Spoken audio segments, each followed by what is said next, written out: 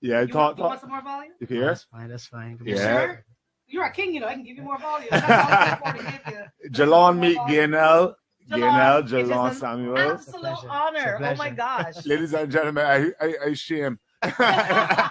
We have in studio radio works. Jalon actually graces me with his presence this morning. Good morning, Jalon, and congratulations.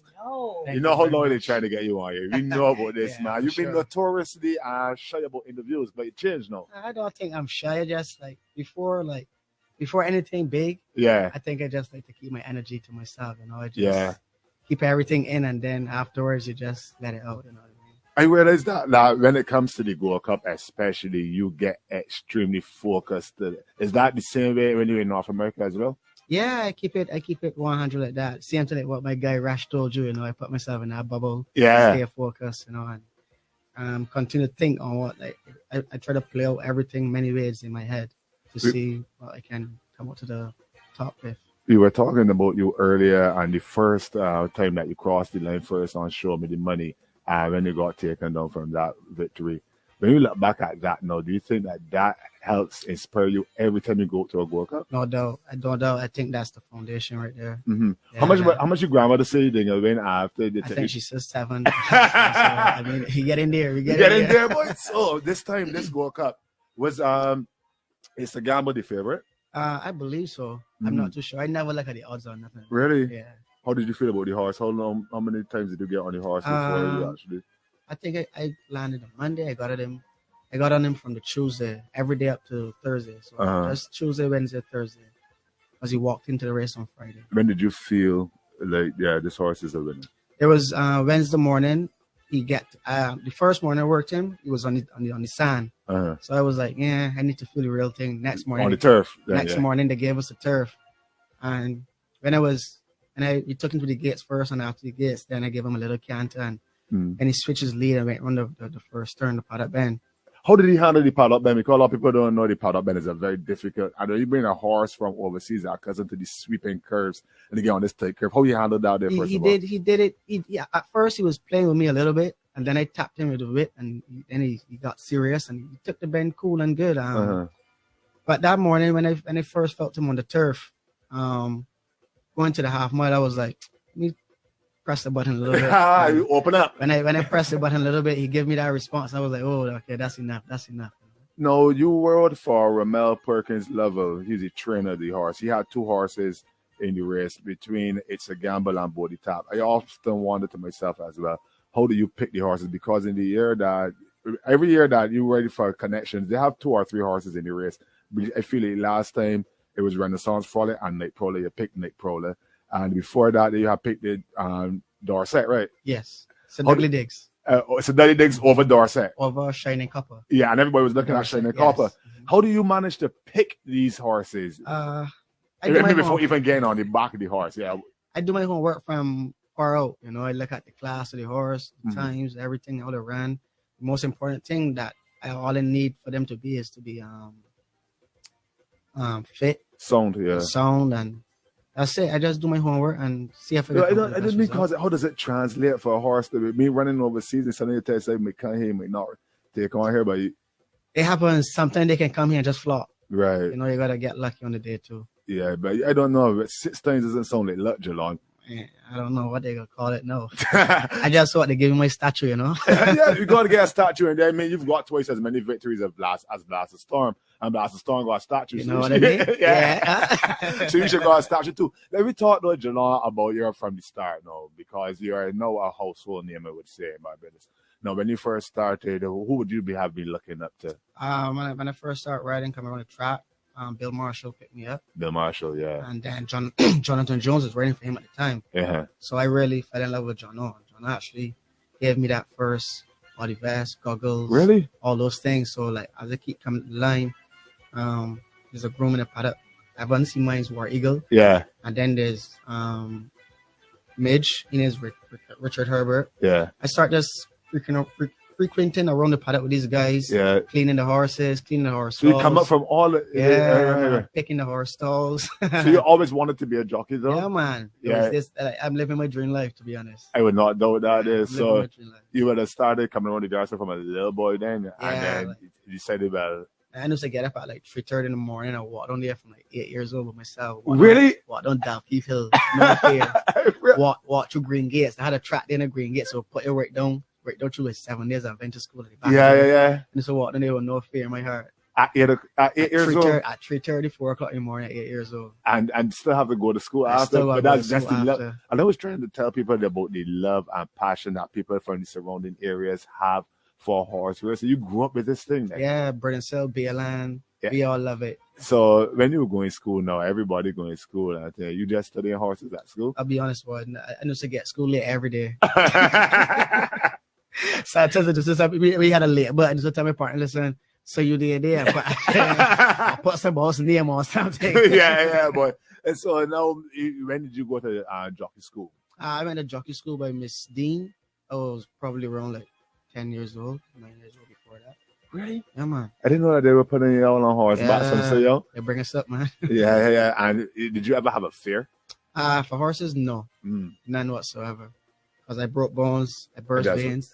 How yeah, so how does it feel? Because people don't recognize that every time y'all guys get on a horseback, you put your life in danger. Could be the last time.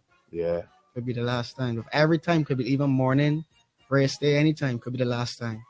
Tell me, Jalon, though, about riding overseas, because you've made a switch to you're riding in North American sometimes now.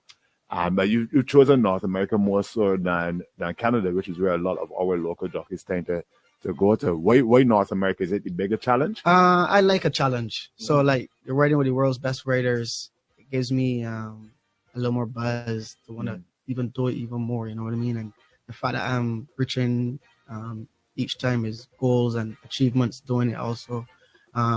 These guys I have a lot of respect for as riders, and I mean every time you look at a race sheet, this is what a jockey wants. He wants to ride in the Kentucky Derby.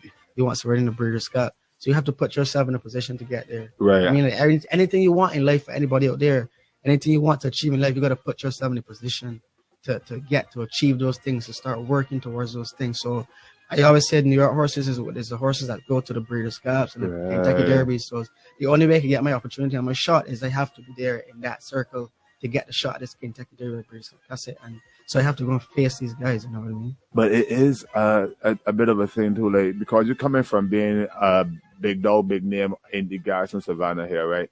To have to go to Belmont or whatever and we start from the beginning. Nobody cares how many Gold Cups you've won there. No. Nobody cares how fast you lost your apprenticeship, how many championships. You got to start from the beginning. What's the difference over there in the environment? Because you're working with so much top class people and the business is tough over there because you got you got the best jobs in the world. So like the business, you got to show up every day. You gotta be presentable. Presentation is important. Always important, you know. And you gotta carry yourself in a professional way over there. And that's the only way you're gonna get business. And you need a good agent as well. Who's gonna get you rides and stuff. And eventually you just gotta keep putting in the work, keep showing up every day, because the track doesn't close. The track only closes on maybe Christmas Day or that's it. Right. Yeah, they run 4 days a week. So you got to show up every day, Monday to Sunday, and be ready to go. Put your life on your leg. You know, you have anything that you want to say to Jalon while you're here? Jalon, I am not a horse racing aficionado in the least.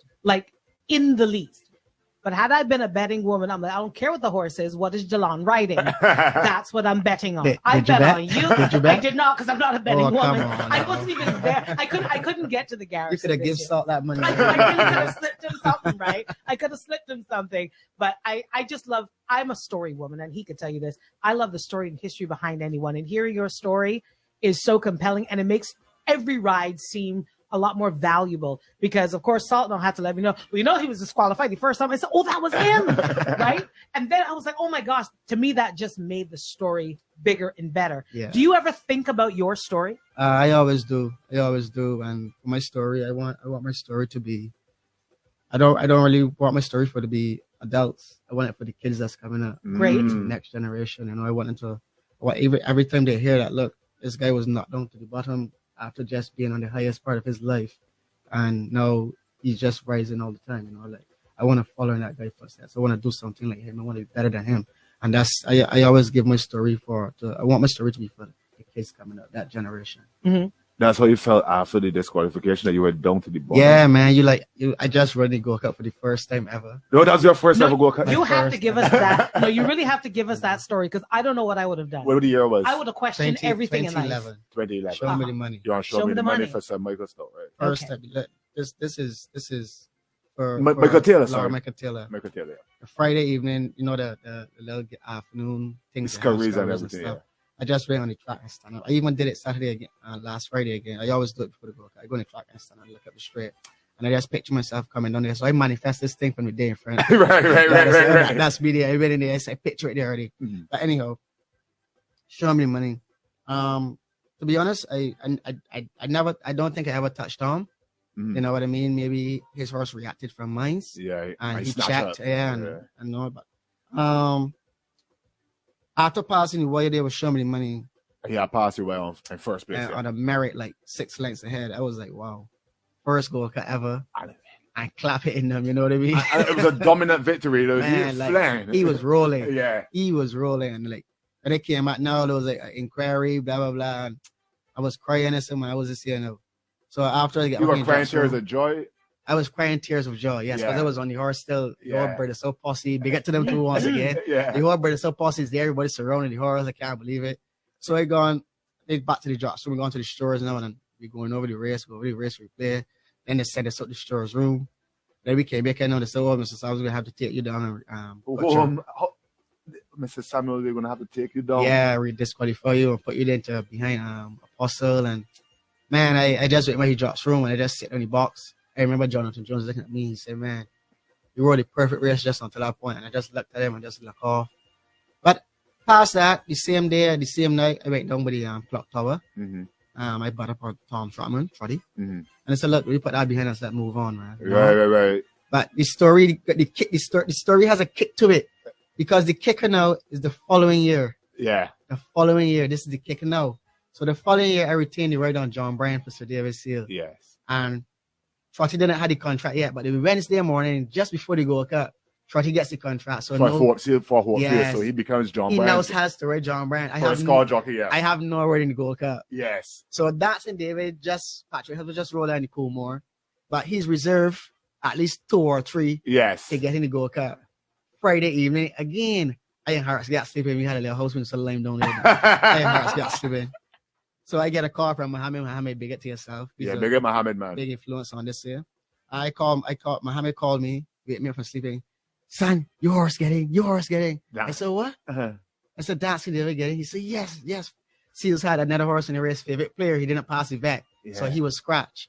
I said, wow. I wake up, boom, jump up, hop in the car, going straight to the garrison again. I stand up in the same spot. I had stand up in the year in front. Right. I look at the straight. I see myself.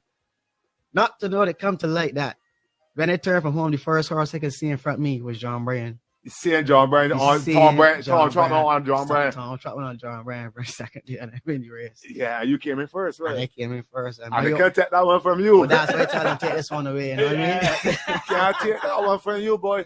But